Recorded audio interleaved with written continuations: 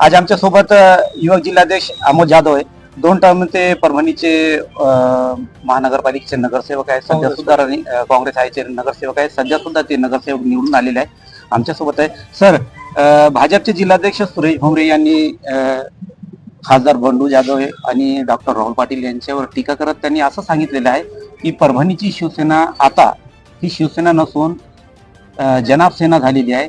म्हणजे मुस्लिम चेहरा महापौरपदी सय्यद इक्बाल यांना निवडून देण्यात आलेले आहे. शिवसेनेकडून त्यांना निवड त्यांची करण्यात आलेली आहे. त्या निमित्ताने त्यांना शिवसेनेला टार्गेट करत खासदार साहेबांनी आमदार साहेब दोघांना सुद्धा त्यांनी टार्गेट केलेले आहे आणि त्यांनी असं सांगितलेलं आहे की शिवसेना आता ही शिवसेना नसून एक जनाब सेना झालेली.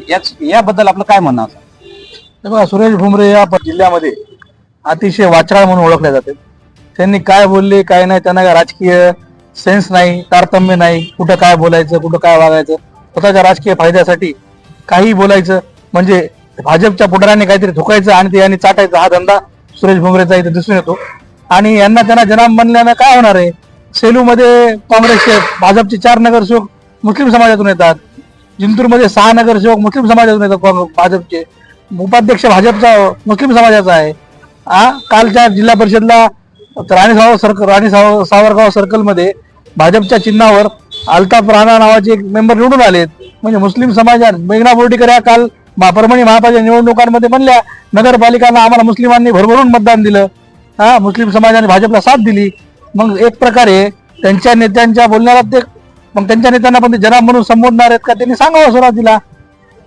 पाथरी शहरामध्ये आसेफ खान शिंदे गटाकडून निवडून आले, एकनाथ शिंदे यांच्या पक्षाच्या शिवसेनेकडून. तिथं त्यांचे काही नगरसेवक तिथं मुस्लिम समाजाचे आहेत. हे बघा, हा देश जितका हिंदूंचा आहे तितकाच मुसलमानांचा, तितकाच बौद्धांचा, तितकाच सिखांचा, सर्व जाती धर्मपंथांचा देश आहे. कुण्या एखाद्या उपटसुंबाने येऊन म्हणायचं की याला जनाब म्हणा, त्याला आदाब करा, त्याला शस्सी अकाल म्हणा, त्याला जे जीजस करा, असं होणार नाही. हा देश सर्वांचा आहे.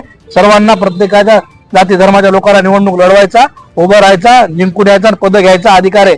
त्या भुमरेच्या म्हणण्याने काय होणार नाही. बरोबर आहे सर, आपण जसं म्हणतात. मग सुरेश भोमरे हे का टीका करत असतात?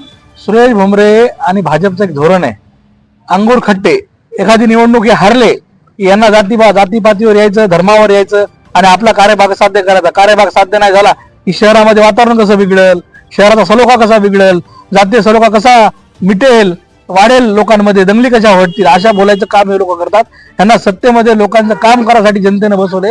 हे सत्तेचं काम करू शकत नाहीत. हे फक्त लोकांमध्ये द्वेष वाढवायचं काम करू शकतात. सुरेश भोमरेंना काय बोलायचं नैतिक अधिकार आहे? ते जिल्हाध्यक्ष ग्रामीण भाजपचे. ग्रामीण भाजपमध्ये त्यांचं काय कॉन्ट्रीब्युशन आहे? त्यांच्या राहत्या गावामध्ये जिल्हा परिषदला त्यांचा उमेदवार पडला भाजपचा, त्यांच्या गावामध्ये पंचायत समितीला भाजपचा उमेदवार पडला. काही लोकांचं असं म्हणणं आहे की हा जिल्हा प्रमुखच नाही, स्पीकर साहेबांनी ठेवलेला, इकडचे निरोप तिकडे द्या, तिकडचे निरोप इकडे घ्या. जिल्हा प्रमुख कोणतीची काय कारकीर्द आहे? सर्वसामान्य भाजपचे कार्यकर्ते आमच्या शहरात आम्ही बघतो. संजय कुलकर्णी नावाचा आमचा मित्र आहे, इतक्या वर्ष भाजपचं काम करतो. रोहित जगदाळे नावाचा आमचा मित्र आहे. स्वप्नील पिंगळकर नावाचा आमचा मित्र आहे. यांनी मंडळ प्रमुख म्हणून भाजपचं काम केलं. घराघरात लक्ष दिलं नाही लोकांना. त्या लोकांचे तिकीट या भुमरेसारख्या लोकांनी कापले आणि या लोकांना घरी बसवलं. म्हणजे मूळ भाजपच्या कार्यकर्त्याला घरी बसवायचं काम भुमरे करायले. भुमरे म्हणजे परभणीच्या राजकारणातला शेख चिल्ली आहे, जिस डाल पे बैठा आहे वही डाल को काटण्याचं काम करत आहे.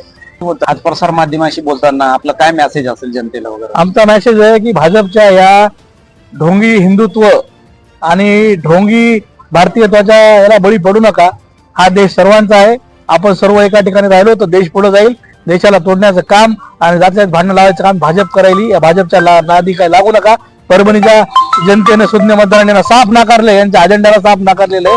काँग्रेस पक्षानं आतापर्यंत सर्व जाती धर्म समभावाला घेऊन चालायचं काम केलेलं आहे. त्या विचाराला इथल्या नागरिकांनी साथ दिली. आम्ही आणि शिवसेना, उद्धव बाळासाहेब ठाकरे आणि काँग्रेस, आम्ही मोठ्या संख्येने लोकांनी आम्हाला निवडून दिलं.